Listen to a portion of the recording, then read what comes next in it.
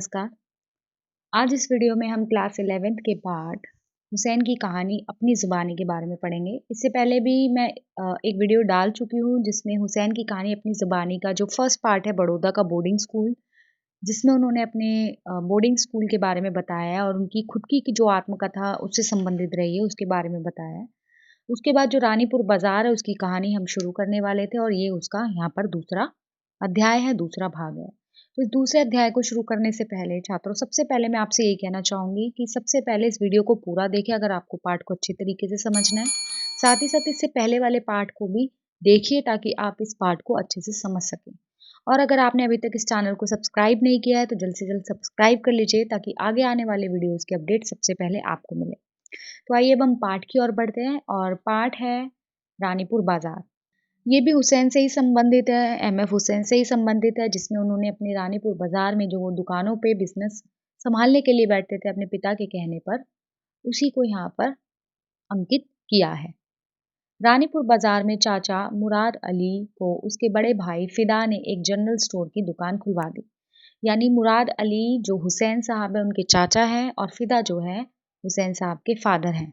और जो फिदा साहब है वो हुसैन साहब के पिता हैं। तो यहाँ पर जो हुसैन जी के जो पिता है वो खुद एक नौकरी में फंस चुके हैं, 25 सालों से एक बंदी बनाई वो नौकरी कर करके पक चुके हैं। लेकिन उनका जो खुद का मन है वो बिजनेस करने का है, लेकिन वो बन चुके हैं नौकरी के साथ। इसलिए वो अपने इस शौक को पूरा करना चाहते हैं अपने भाई और अपने बेटे के साथ। इसलिए वो अपने बेटे और भाई को कई दुकानें, कई बिजनेस ओपन करके देते हैं अपने इस शौक को पूरा करने के। तो यहाँ पर भी रानीपुर बाजार में चाचा मुराद अली के लिए जो पिताजी है, यानी जो हुसैन जी के जो पिताजी हैं, उन्होंने एक जनरल स्टोर की दुकान भी खुलवा दी। फिदा यानी जो हुसैन साहब के पिताजी हैं, मालवा टेक्सटाइल में टाइप कीपर थे, यानी टाइपराइटर थे, मगर बिजनेस में दिलचस्पी रखते थे। जैसा कि मैं पहले ही बता चुकी हूँ, चाहे वो जॉब करते थे लेकिन उनका जो खुद का इंटरेस्ट था वो बिजनेस में था। मकबूल को छुट्टी के दिन दुकान पर बैठने के लिए ज़रूर भेजा जाता था। मकबूल यानी हुसैन जी की यहाँ बात हो रही है, जब उनकी छुट्टी होती थी उस टाइम पे उनको दुकान पर बैठने के लिए ज़रूर भेजा जाता था ताकि उसका भी जो इंटरेस्ट है शुरू से ही बिजनेस में आ जाए और उसके अंदर भी बिजनेस के गुण वो आ जाए। छोटे भाई मुराद अली से पहलवानी छुड़ाकर दुकानें लगवाई। यानी जो छोटा भाई था उसका पहलवानी में शौक था, मुराद अली का, और उससे भी पहलवानी छुड़वा दी गई और उससे काफ़ी सारी दुकानें खुलवाई बिजनेस के पर्पज से। मकबूल यानी हुसैन जी जो थे इन सभी दुकानों पर बैठा तो सही, मगर उसका सारा ध्यान ड्राइंग और पेंटिंग पर रहता था। और जो हुसैन जी थे उनका जो इंटरेस्ट था वो ड्राइंग और पेंटिंग में था, चाहे वो बिजनेस के लिए बैठते ज़रूर थे उन शॉप्स पे या जो भी वो बिजनेस की दुकानें हैं, बट उनका पूरा फोकस और पूरा जो इंटरेस्ट था वो था ड्राइंग और पेंटिंग पर। वह स्केच बनाता रहता था। वह जनरल स्टोर के सामने से गुजरने वाली घूंघट ताने मेहतरानी, गेहूं की बोरी उठाए मजदूर की पेंच वाली पकड़ी का स्केच, बुर्का पहने औरत और बकरी के बच्चे का स्केच बनाता रहता। और आपकी बुक में ये सारे स्केच भी अवेलेबल है जो उस टाइम पर वो शॉप पर बैठकर दुकान पे बैठकर बनाया करते थे। तो ये सारे स्केच जो थे वो उन दुकानों पर बैठकर बनाया करते थे। और ऐसा नहीं है कि वो स्केच बना रहे हैं तो उनका काम में ध्यान नहीं था, बिजनेस में या कुछ शॉप में कुछ हो रहा है या एक्टिविटी हो रही है, कोई गतिविधि हो रही है, सामान बिक रहा है या नहीं बिक रहा, वो हिसाब पूरा रखते थे। अगर 10 रुपए का कोई किसी ने कुछ सामान खरीदा है तो 20 रुपए की, तो 20 रुपए की, यानी काफ़ी, मतलब वो बहुत ज़्यादा रुचि रखते थे पेंटिंग के प्रति, ड्राइंग के प्रति। तो वो 20 पेंटिंग बना चुके होते थे। तो बताया गया उन्होंने किस-किस की पेंटिंग बनाई है। मेहतरानी कपड़े धोने का साबुन लेने आती थी। चाचा को देखकर उसका घूंघट उठ जाता और मकबूल की नाक पकड़कर खिलखिला उठती थी।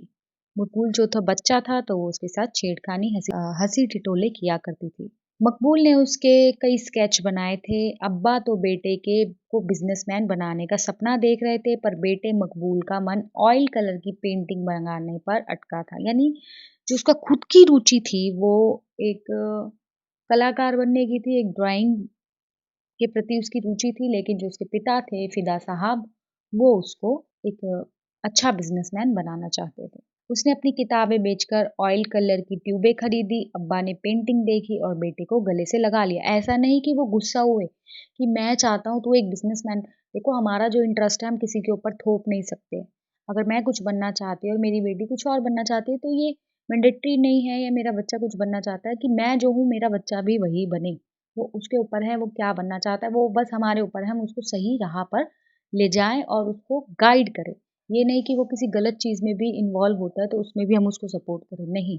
ये हमें देखना है कि क्या सही है, क्या गलत। हाँ, अगर उसकी रुचि किसी अच्छी चीज़ के प्रति है तो उसको पूरा करना हमारा कर्तव्य बनता है। तो यही चीज़ हुसैन के पिता फ़िदा साहब ने भी की।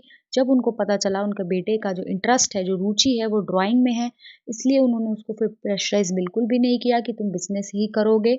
उसका जिस चीज़ में इंटरेस्ट था, फ़िदा साहब ने उसको उसी इंटरेस्ट में जाने दिया और उसको प्रेशराइज़ बिल्कुल भी नहीं किया। साथ ही साथ उसकी ड्राइंग्स को देखकर उन्होंने उसे गले लगा लिया। आगे बढ़ते हैं।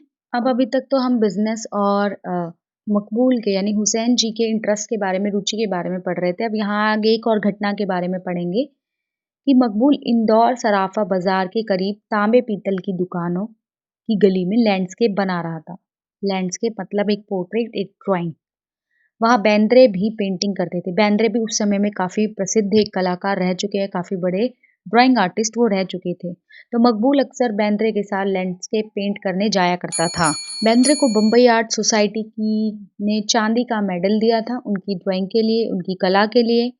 मकबूल ने बेंद्रे को अपने अब्बा से मिलवाया। दूसरे दिन अब्बा ने बम्बई से विंसन न्यूटन ऑयल ट्यूब और कैनवस मंगाने का ऑर्डर भेज दिया।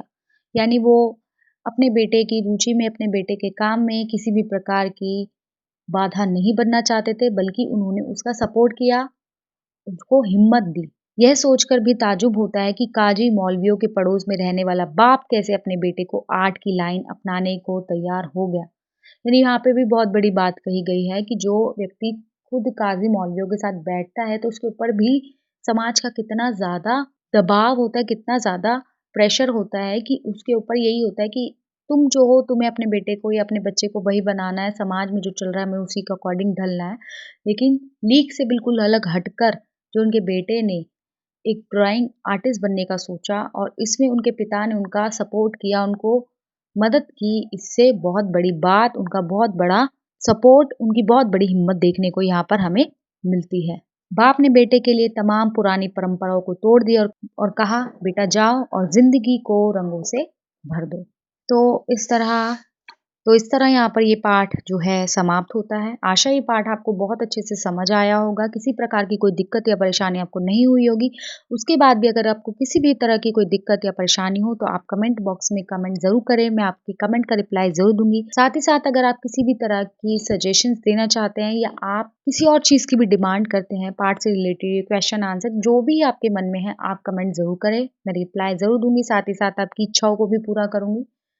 और अगर आपने अभी तक मेरे चैनल को सब्सक्राइब नहीं किया है तो जल्द से जल्द सब्सक्राइब कर लीजिए ताकि आगे आने वाले वीडियोस के अपडेट सबसे पहले आपको मिले। धन्यवाद।